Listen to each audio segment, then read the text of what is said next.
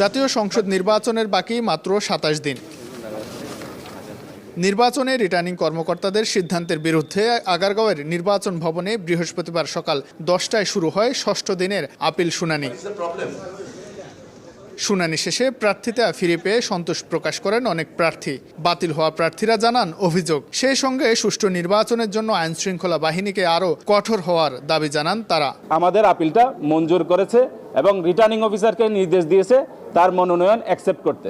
Returning কর্মকর্তাদের তাদের দুর্বলতার কারণে আজকে আমাদের আবার আপিল করতে হয়েছে, আবার নির্বাচন কমিশনে আসতে হয়েছে। আমার মনোনয়ন ফেরত পেয়েছি, আমি নির্বাচনে এখন বৈধ প্রার্থী।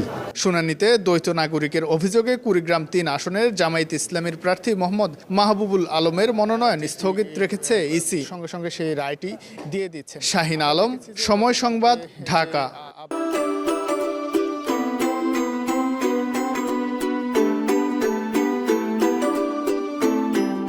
From Nestlé.